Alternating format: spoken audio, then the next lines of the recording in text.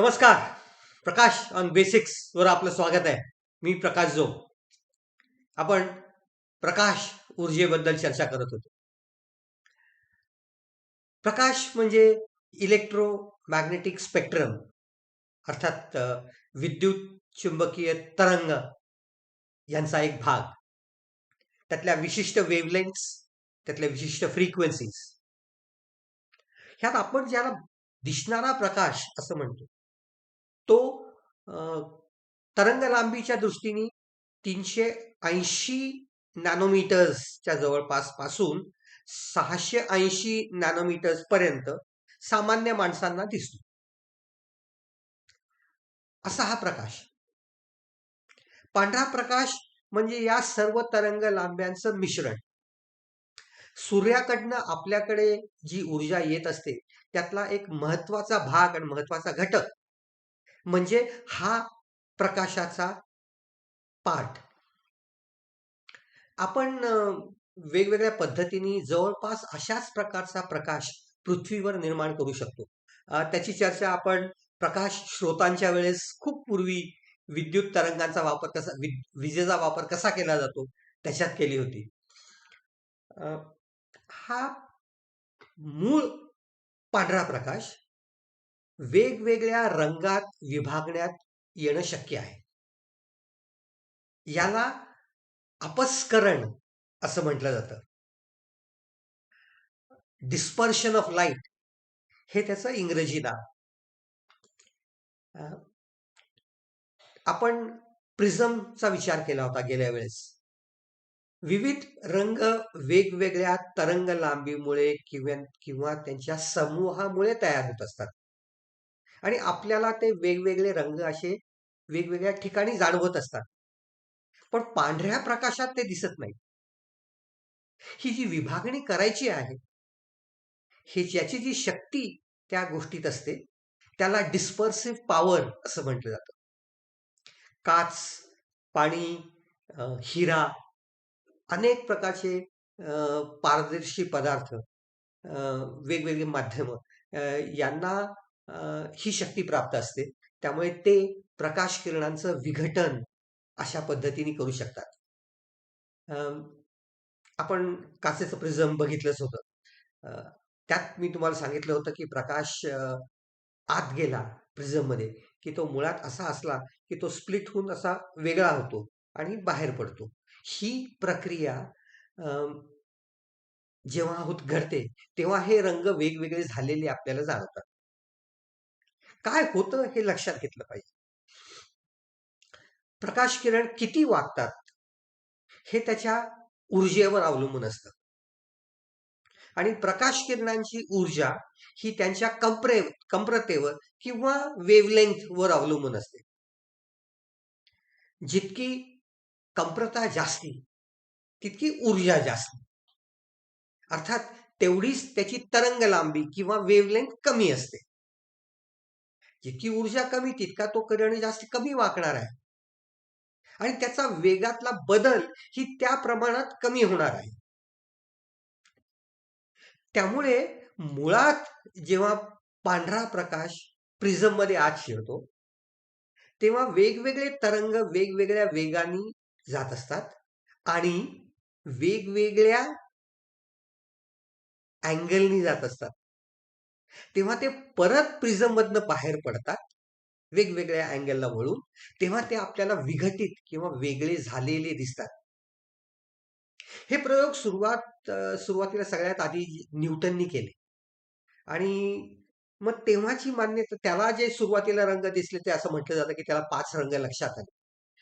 पण तेव्हाचा काळ असा होता की सगळ्या गोष्टी 7च्या मल्टिपल्समध्ये आणि 8वी परत तशीच अशी भावना होती. त्यामुळे सप्तसूर वगैरे वगैरे ज्या कल्पना होत्या त्यानुसार त्याला असं वाटलं की नाही बाबा हे 7 रंग असावेत, म्हणून त्यांनी 7 नावं दिली जी आपल्याला सर्वांना माहिती आहेत.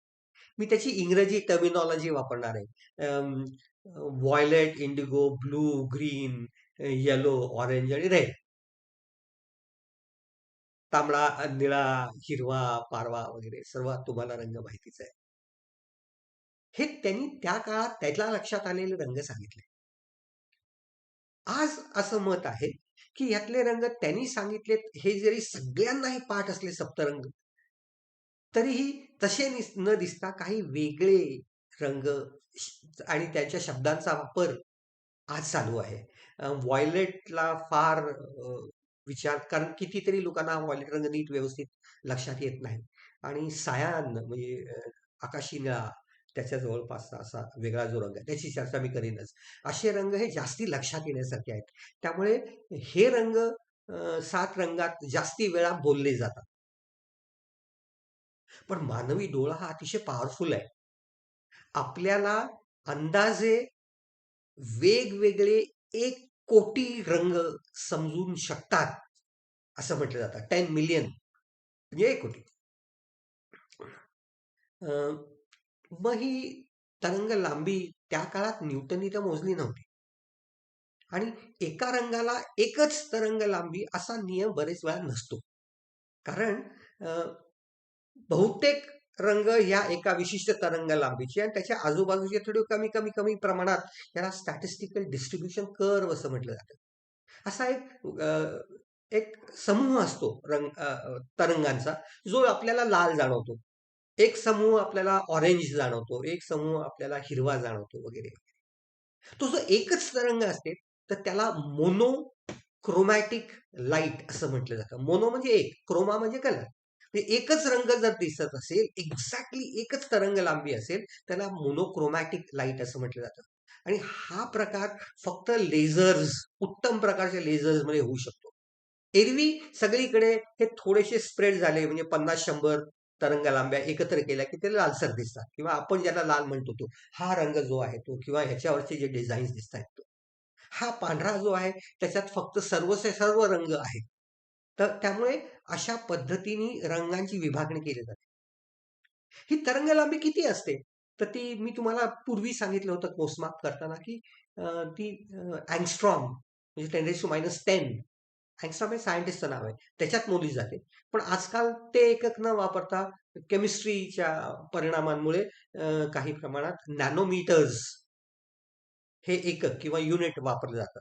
नॅनो म्हणजे 10⁻⁹ मीटर्स ऑफकोर्स, म्हणजे त्याचे जर एका मीटरचे 1 अब्ज भाग पाडले, तर तो 1 नॅनोमीटर होतो. मग हे रंग किती आहेत? तर यातला जो एखादा रंग जर त्यातला मॅक्सिमम व्हॅल्यू जी आहे ती, किंवा त्याच्या जवळपासची व्हॅल्यू, ही अंदाजे मी तुम्हाला संख्या सांगतो, म्हणजे कल्पना येईल किती आहे. लाल ही 650 नॅनोमीटर इतकी असते. हिरवाची ची तरंग लांबी ही 550 नॅनोमीटर इतकी असते. पिवळ्याची 580 नॅनोमीटर इतकी असते. ऑरेंजची 600 नॅनोमीटर असते. सायनची 500 नॅनोमीटर असते. निळ्याची 450च्या जवळपास असते. व्हायोलेटची 400 नॅनोमीटर्स पर्यंत असते. 300 नॅनोमीटरच्या खाली गेला की ते प्रकाश किरण हे अल्ट्रा व्हायोलेट असे म्हटले जाते. खरं तर आधीच्या काळात व्हायोलेट 1, व्हायोलेट 2 अशा 2 वेगवेगळे तरंग रेंजेस म्हटले जायचे. ते 350च्या जवळपास होत्या. आणि लालच्या वर्षे, म्हणजे यांची ऊर्जा लालपेक्षा कमी आहे, ते इन्फ्रा रेड. ते आयआरची तरंग लांबी 700 नॅनोमीटर आणि त्याच्याहून जास्ती असते बरेच वेळा. मग न्यूटननी त्या काळात आणखीन एक प्रयोग केला, आणि तोही आपल्याला बहुतेकांना शाळेत आपण तो वाचलेला आहे. त्यांनी एक चकती घेतली आणि त्याच्यात भाग पाडले आणि प्रत्येकाला वेगवेगळा रंग दिला. मग काय होतंय लक्षात घ्या, प्रकाश त्याच्यावर पडतो, त्याच्यावरनं परावर्तित तो रंग आपल्याला दिसत असतो. त्याचा परिणाम डोळ्यातनं आतनं आपल्या मेंदूवर होत असतो कसा, याची चर्चा आपण पुढच्या वेळेस करणारच आहोत. तर हे चाक जे आहे, याला न्यूटन्स व्हील असं म्हटलं जातं. ते गोल गोल गोल गोल गोल गोल फिरवलं तर काय दिसतं, की तो सर्व रंग मिसळून आपल्याला पांढरा प्रकाश दिसतो. म्हणजे सर्व रंग मिसळले की पांढरा रंग दिसतो. आणि सर्व जर वेगळे केले असे आत जाऊन, तर त्यातनं 7 वेगवेगळे रंग दिसतात. असं आहे न्यूटनचं व्हील आणि त्याच्यावरच्या संकल्पना. समजायला हे असं का होतंय, समजायला अगदी सोपं उदाहरण घेता येईल. आपण असा विचार करू की 7 धावणारे आहेत आणि आपण लांबनं कुठेतरी स्टीपल चेज बघतोय, आणि मोठ्या प्रमाणात किंवा लांबनं एखादी अशा 7 जणांचा एक जथ्था धावतोय. सगळ्यांचा धावण्याचा वेग सारखा आहे. त्यामुळे आपल्याला लांबणं हे साथचा एक गठ्ठा असा चाललाय असं जाणवतं. पण समजा मध्ये एक नदी आली, तर या नदीतनं यांना पोहत पलीकडे जायला लागले आणि यांचा पोहण्याचा वेग वेगवेगळा आहे. त्यामुळे ते नदीतनं पोहतात तेव्हा हा जथ्था वेगळा होऊन 7 जण वेगवेगळे होतात. आणि मग ते पाण्यातनं बाहेर आले, की त्यांचा मूळ धावण्याचा वेग आहे तो सारखाच आहे. पण आता ते वेगवेगळे झालेत. त्यामुळे आपल्याला हे 7 जण वेगवेगळे ओळखू येतात. त्यांची नावं जर लाल, निळा, हिरवा, पिवळा असतं तर आपल्याला हे 7 रंग दिसले असते. अशी स्थिती आहे.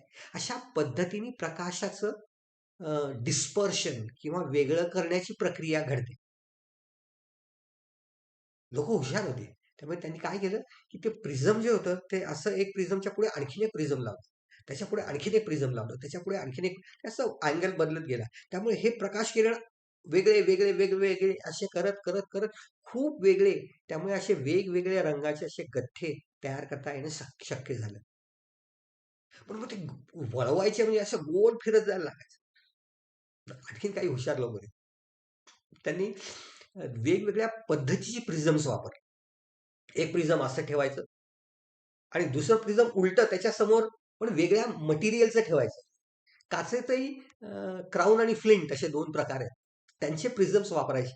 त्याचा परिणाम असा व्हायचा, की इकडनं आलेला प्रकाश किरण स्प्लिट व्हायचा. दुसऱ्यात जाताना तो उलट्या बाजूला वळायचा.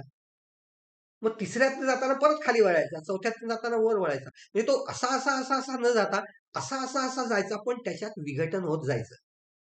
याला डिस्पर्शन विदाऊट डेव्हिएशन असं म्हटलं जातं. त्यामुळे एका नळीत जर अशा प्रकारचे प्रिझम्स बसवले असतील तर इकडनं पांढरा प्रकाश टाकला की तिकडनं रंग बाहेर पडत, वेगवेगळे रंग बाहेर पडायचे. अशा पद्धतीने वेगवेगळे रंग वेगळे करण्यात आले. त्याच्या पुढे खाचा लावून पाहिजे तो रंग वेगळा काढून त्याचा अभ्यास केला जायचा. तो एकच रंग असेल तर मी मगाशी म्हटल्याप्रमाणे त्याला मोनोक्रोमॅटिक लाईट असं म्हटलं जातं. असं हे रंगांचं विघटन आणि रंग वेगळे करण्याची प्रक्रिया. सतत आपण पुढच्याच पायरीकडे वळूया. पांढरा प्रकाश समजा एखाद्या काचेच्या ठोकळ्यावर टाकला, तर काचेच्या ठोकळ्यावर टाकल्यावर तो आरपार गेल्यानंतर आतमध्ये जरी विघटन झालं असलं तरी बाहेर पडताना तो परत पांढरा प्रकाश म्हणूनच बाहेर पडत असतो. पण या काचेवर पडल्यानंतर त्याच्यावर 3 परिणाम होतात ह्याची चर्चा मी पूर्वी मला वाटतं केलेली आहे. काही प्रकाश हा परावर्तित होतो, काही आतमध्ये ऍब्झॉर्ब केला जातो आणि काही पलीकडे जातो, ट्रान्समिट होतो. आणि याचं एकूण प्रकाश किती आहे ह्याची विभागणी या 3 घटकात होते. मग काही गोष्टी चांगल्या ऍब्झॉर्बर असतात, काही चांगल्या रिफ्लेक्टर्स असतात, काही चांगल्या ट्रान्समिटर्स असतात. आपण विचार केला होता तेव्हा मी तुम्हाला म्हटलंच होतं की जर रिफ्लेक्शन खूप छान असेल तर त्याला आपण आरसा म्हणून वापरतो. They are very good reflectors. So आता हा परिणाम जो होत असतो त्यातनं काही गोष्टी, काही रंग किंवा काही रंग तरंग हे जास्ती ऍब्झॉर्ब करतात किंवा रिफ्लेक्ट करतात किंवा ट्रान्समिट करतात. त्यामुळे ते चांगले किंवा वाईट, गुड किंवा बॅड ऍब्झॉर्बर्स किंवा रिफ्लेक्टर्स किंवा ट्रान्समिटर्स असू शकतात.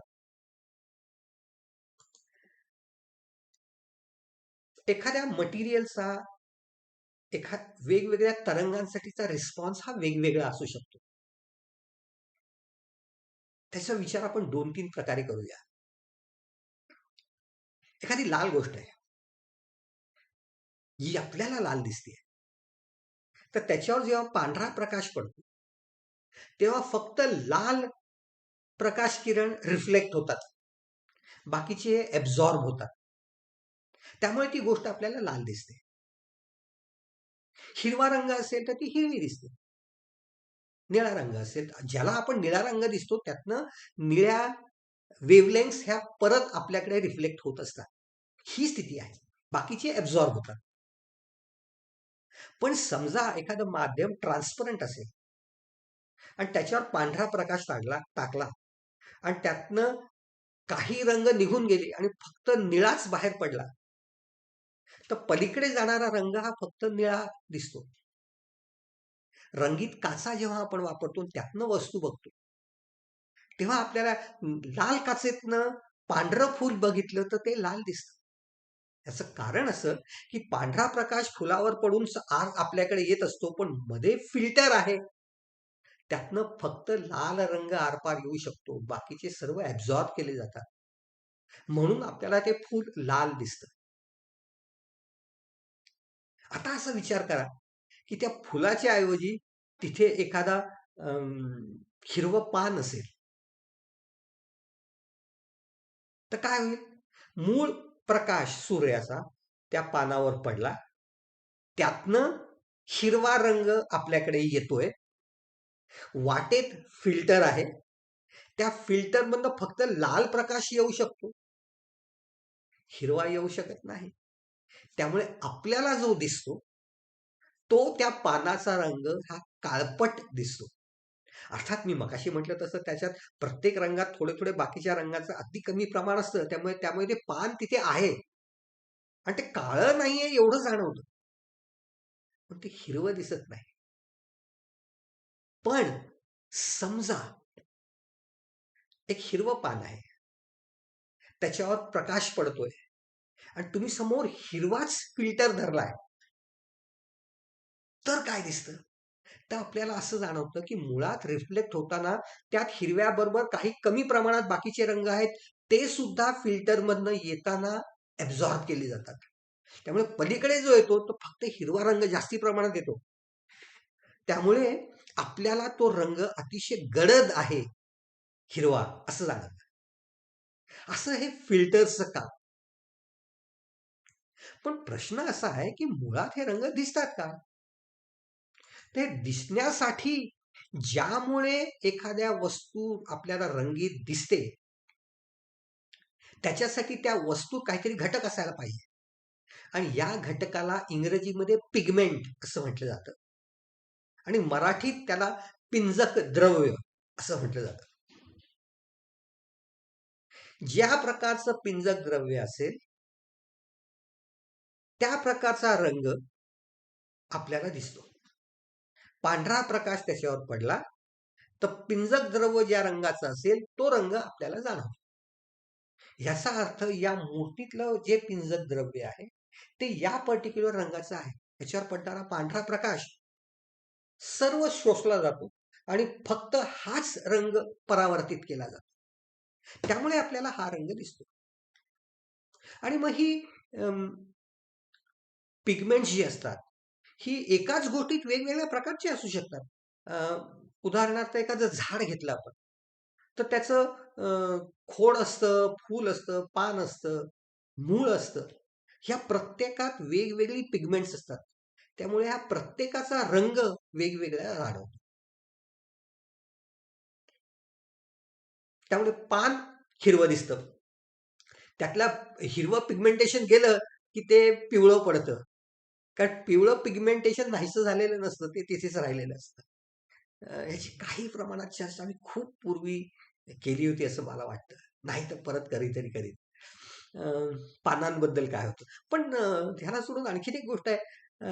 एखादा पेरू आहे, तो हिरवा आहे, पण हळूहळू त्यातलं पिगमेंटेशन बदलतं आणि हे पिगमेंटेशन बदललं की मग तो पेरू आपला पिकला की त्याचा रंग वेगळा जाणवायला लागतो, तो पिवळसर व्हायला लागतो.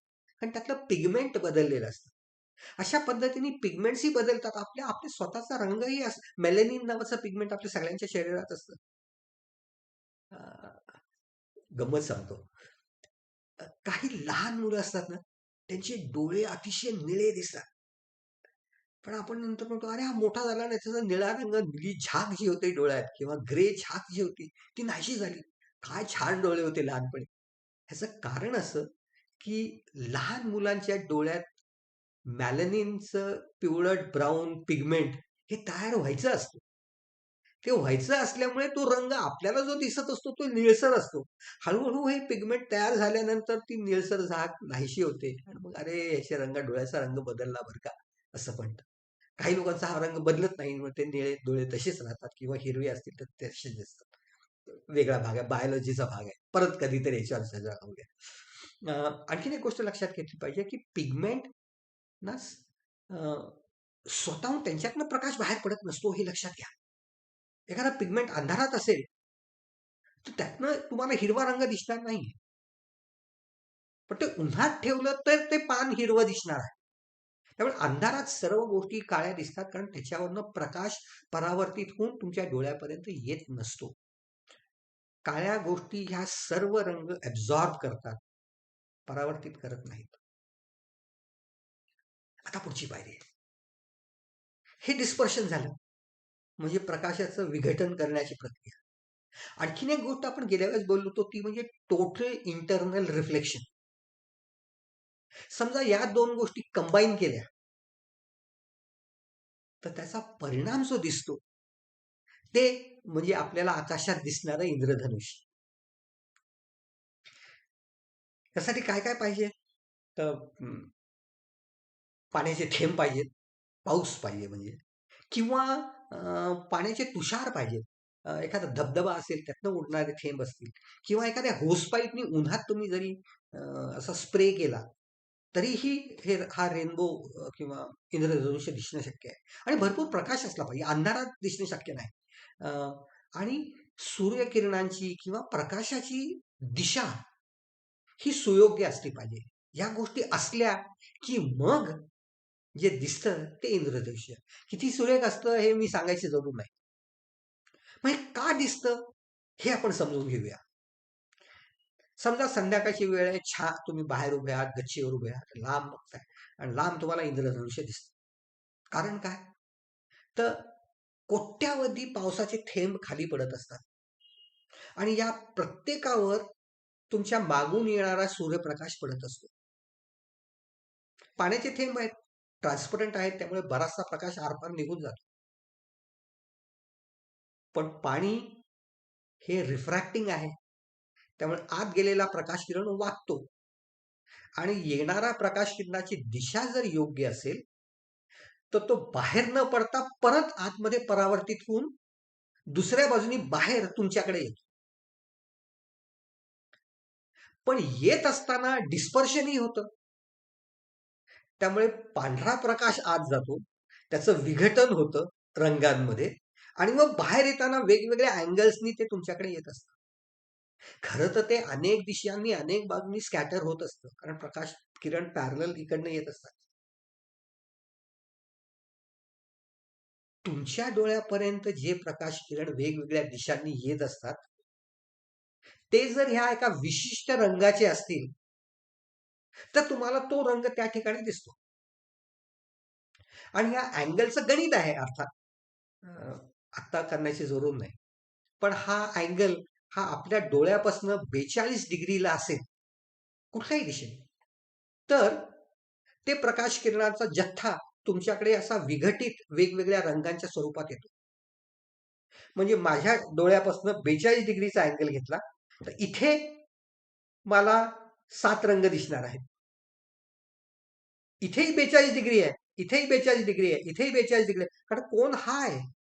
तर त्यामुळे ह्या कोन मधनं आपल्याला सगळीकडे असा 42 डिग्रीला एक रंग दिसतो, त्याच्यात थोडासा वर दुसरा, त्याच्यात थोडासा वर, जे कमी वागतील ते बाहेर, जे जास्त वागतील ते आतमध्ये. त्यामुळे आपल्याला असं आर्क दिसल्यासारखं हे इंद्रधनुष्य दिसतं. खरं तर ते खालपर्यंत गोल पूर्ण दिसायला पाहिजे, कारण हा कोन आहे, हा 42 डिग्रीचा कोन आहे. या कोनात सगळीकडे हे रंग आपल्याला दिसतात. हे तुम्ही विमानात असाल तर तुम्हाला असं गोल पूर्ण इंद्रधनुष्य दिसणं शक्य आहे. पण आपण जमिनीवर असल्यामुळे या पातळीच्या खालचं आपल्याला काही दिसतच नाही. त्यामुळे फक्त अर्ध, आणि बिल्डिंगवर असाल, बाकीच्या बिल्डिंग असतील, मध्ये काही नसेल तर ते अर्धवट असं दिसतं. तुम्ही उंच डोंगरावर असेल तर ते दिसण्याचं प्रमाण जास्ती असतं. त्यामुळे तुम्हाला किती भाग दिसतो या कोनचा याच्यावरनं हे रंग दिसतात. असं हे इंद्रधनुष्य. दोन गोष्टी ह्याच्यात महत्वाच्या आहेत. पलीकडे जाणारा प्रकाश आपल्याला दिसत नाही आणि पलीकडे ढग वगैरे असतील ते इंद्रधनुष्य अतिशय छान आणि स्पष्ट आणि सुस्पष्ट असं दिसतं.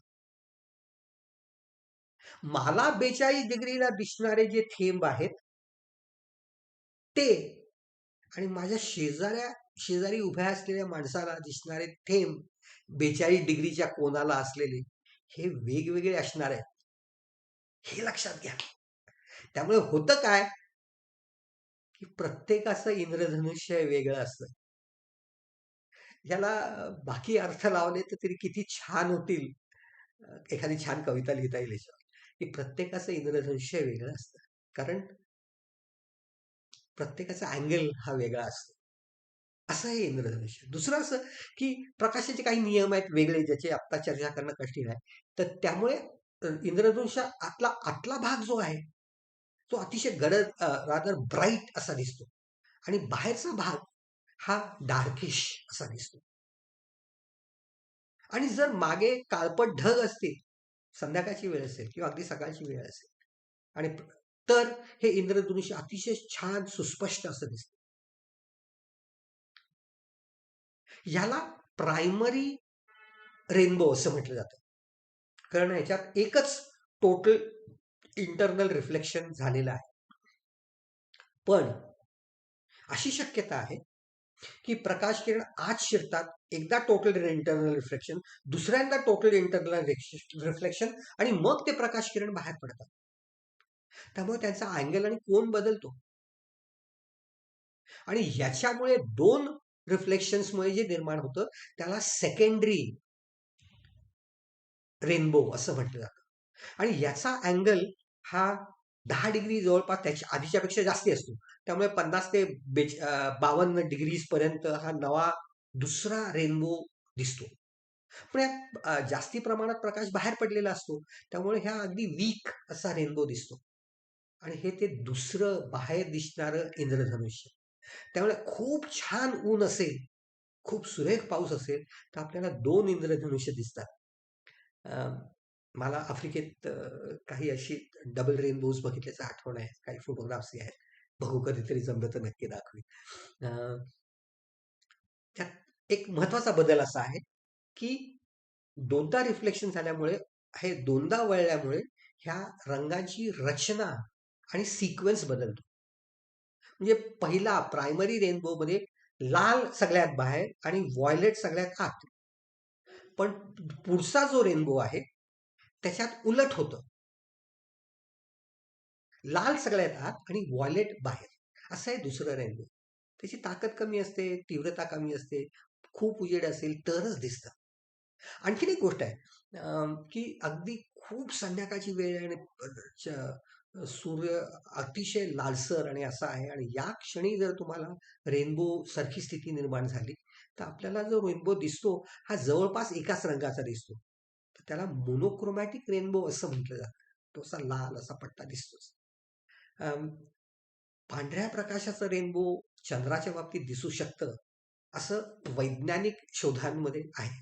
मला स्वतःला बघितल्याचं आठवत नाही. पण खळं पडतं वगैरे जे आपण म्हणतो चंद्राला वगैरे, हे ह्या पेक्षा एक थोडी पुढची पायरी.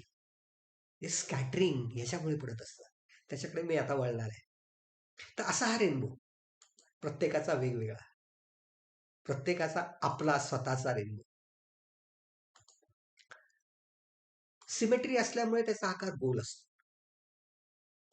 आणि किती रंग दिसतील हे तुमच्या डोळ्याच्या कुवतीवर सुद्धा अवलंबून असतं. आता हा दुसरा पुढचा भाग, याला स्कॅटरिंग किंवा विकिरण असं म्हटलं जातं. आणि ह्याच्यामुळेही रंग निर्माण होतो. कसे? त्याच्याकडे आपण बघूया. हवेत धुळीचे कण असतात, गॅसेसचे कण असतात आणि कार्बन डायऑक्साईड वगैरे मॉलिक्युल्स मोठे असतात. सोडियम मिथेन वगैरे सारखे गॅसेस जर असतील तर त्यांचे मॉलिक्युल्स मोठे असतात. ऑक्सिजन, नायट्रोजन, हायड्रोजन, हेलियम यांचे मॉलिक्युल्स लहान असतात. म्हणजे अनेक मॉलिक्युल्स असतात हवेचे आणि धुळीचे कण असतात, बाकीच्या गोष्टी असतात. प्रकाश जो सूर्याकडे येत असतो तो ह्या कणांवर पडत असतो. मुळात तो सरळ रेषेत येतोय. ह्या दोन गोष्टी होतात. एक तर तो थोडासा परावर्तित होतो किंवा तो ऍब्झॉर्ब होतो. आणि मग ती गोष्ट जी आहे त्यातले एक्साइटेड आणि डिएक्साइट झालेले इलेक्ट्रॉन्स हा प्रकाश परत बाहेर टाकतात. त्यामुळे बाहेर पडणाऱ्या प्रकाशाची दिशा ही वेगळी असते. आणि मूळ येणारा प्रकाश एका रेषेत न येता असा वेगवेगळ्या दिशांनी त्याच्या रंगांची उधळण होते. आणि काय तरंग लांबी आहे किंवा काय वेव्हलेंथ आहे याच्यावर तो किती प्रमाणात वळतो आणि कुठला किती इंटेन्सिटीने वळतो, ह्या गोष्टी ठरतात. आणि याला स्कॅटरिंग असं म्हटलं. हे स्कॅटरिंग झाल्यामुळे प्रकाश सरळ रेषेत न येता पसरतो आणि वेगवेगळ्या रंगात रूपांतरित होतो. रॅले नावाचे वैज्ञानिकांनी ह्याचा नियम काढला आणि त्यांनी असं सांगितलं की जितकी वेव्हलेंथ कमी, तरंग लांबी जितकी कमी, त्याच्या चतुर्थ घातांकात ह्याचं स्कॅटरिंगचं प्रमाण असतं. म्हणजे it is inversely proportional to 1/4 power of the wavelength lambda raise to 4. याचा अर्थ असा की मगाशी मी जे आकडे सांगितले त्याच्याकडे वळूया. लाल रंगाची कमतरता तरंग लांबी ही निळ्याच्या तरंग लांबीच्या दुप्पट असते. मग 2/4 पॉवर 2, 4, 8, 16 म्हणजे निळ्याची स्कॅटरिंगचं प्रमाण हे लालपेक्षा 16 पट जास्ती असतं. काय होणार आहे याचा विचार करा. पृथ्वी, त्याच्या भोवती वातावरण, त्याच्या भोवती स्पेस मध्ये काहीच नाहीये, त्यामुळे त्याचा रंग कुठला? काळा. मध्ये वातावरण आणि आपण खाली.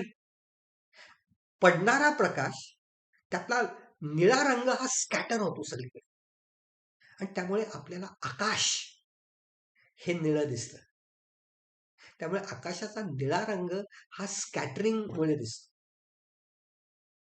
असं आहे स्कॅटरिंग. पण मग संध्याकाळी काय होतं?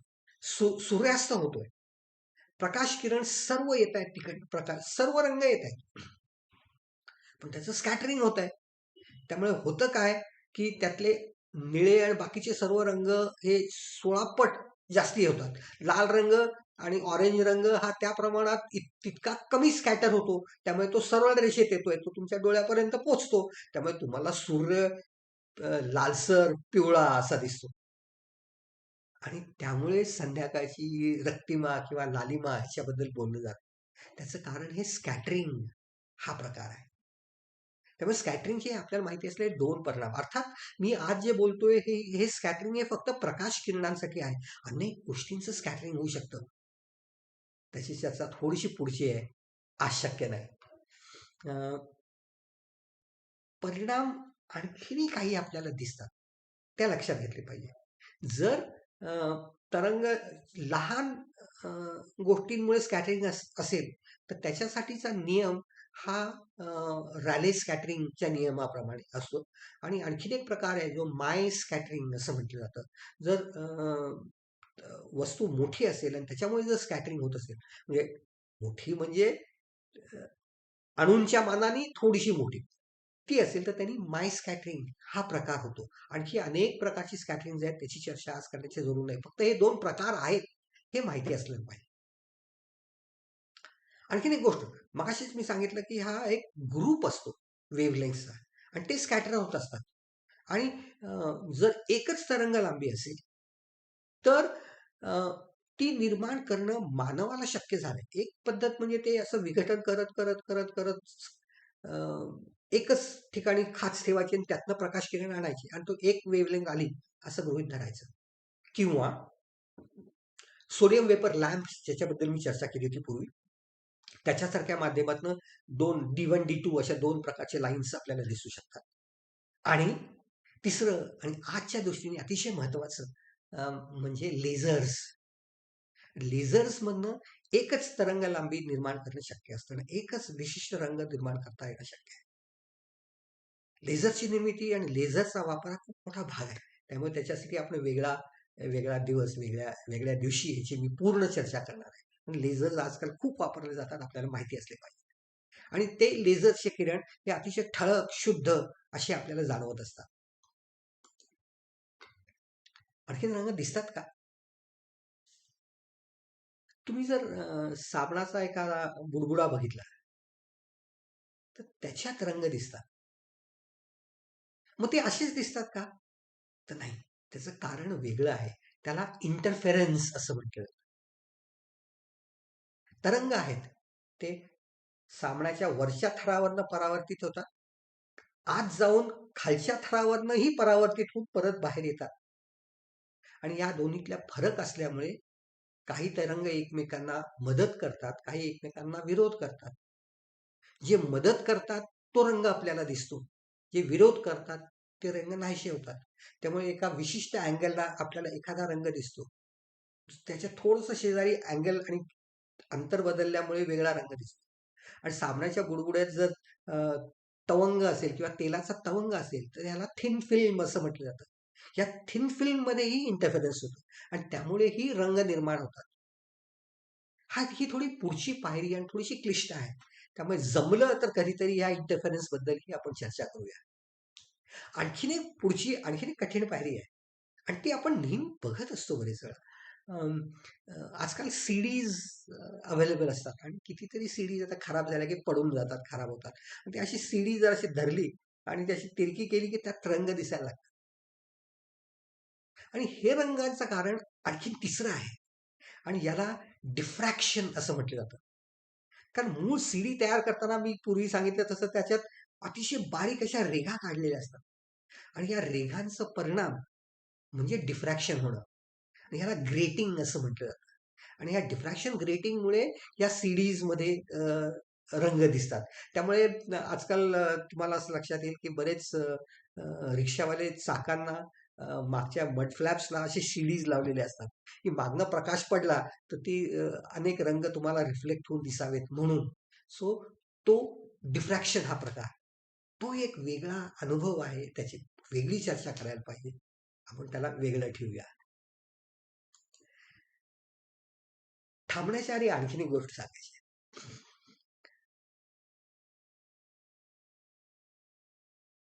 सी व्ही रमन यांनी अनेक गोष्टींवर प्रयोग केले.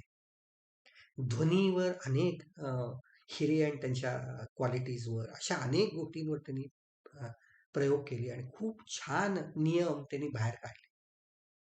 त्यांनी स्कॅटरिंगवर जेव्हा प्रयोग केले ते आणि त्यांचे विद्यार्थी 1922ला त्यांनी त्याचं पहिलं पब्लिकेशन सुरू केलं आणि 28ला त्यांना या रमन इफेक्ट साठी नोबेल प्राइज मिळालं. काय केलं त्यांनी तर हे स्कॅटरिंगचे काही वेगळे प्रयोग केले आणि या प्रयोगांचं महत्व असं की प्रकाश किरण मी तुम्हाला गेल्या सांगितलं होतं कधीतरी की प्रकाश किरण ऊर्जेचं पॅकेट जे असतं त्याला फोटॉन असं म्हटलं जातं. आणि प्रत्येकाची एक ऊर्जाची पॅकेट असतं. ते एखाद्या गोष्टीवर पडलं ते परावर्तित होतं. तिची ऊर्जा आहे तेवढीच जर आहे तर त्याला इलास्टिक कोलिजन असं म्हटलं जातं. पण असं होण्याची शक्यता असते की हा फोटॉन वस्तूवर पडला, काही ऊर्जा या वस्तूला मिळाली आणि ही वस्तू व्हायब्रेट झाली किंवा याच्यात काही बदल झाले आणि मग परावर्तित प्रकाश किरण निघाले.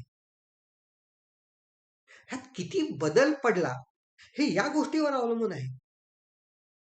त्यामुळे जर बदल मोजता आला तर मला ही वस्तू काय आणि त्याची क्वालिटीज आणि प्रॉपर्टीज काय आहेत हे समजू शकतं.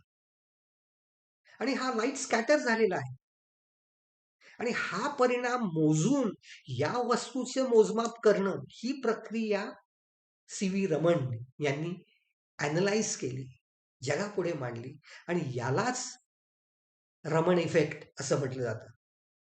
याच्यामुळे वेगवेगळी द्रव्य, गॅसेस, सॉलिड्स यांची स्वतःच्या क्वालिटीज यांचा अभ्यास करणं शक्य आहे. Rayleigh scattering, Stokes, anti Stokes law lines आणि रमन लाईन्स या सगळ्याचा वापर करून हे सर्व केलं जातं. हा पुढचा भाग आहे, ते बाजूला ठेवू. पण आपले वैज्ञानिक त्यांनी काय केलं हेही आपल्याला समजलं पाहिजे. असे हे सी व्ही रमन, असा हे प्रकाश किरण आणि असे हे त्याचे रंग. पुढच्या वेळेस आपल्याला काय चर्चा करायची आहे तर ह्या रंगांचं विश्व कसं आहे आणि कसं तयार होतं त्याची चर्चा आपण करूया पुढच्या वेळेस. हे तुम्हाला आवडलं असेल तर तुमच्या मित्रांना सांगा, मित्र परिचितांना सांगा, त्यांनाही रंगांबद्दल समजू द्या. काय रंग आहेत तेही समजू द्या. पुढच्या वेळेस भेटेपर्यंत नमस्कार. आणि हो, तुमच्या कॉमेंट्स नक्की लिहा. लाईक आणि सबस्क्राईब करालच, पण तुमचे काही प्रश्न असतील तर नक्की लिहा. त्याची चर्चा मी कधीतरी नक्कीच करेन. नमस्कार.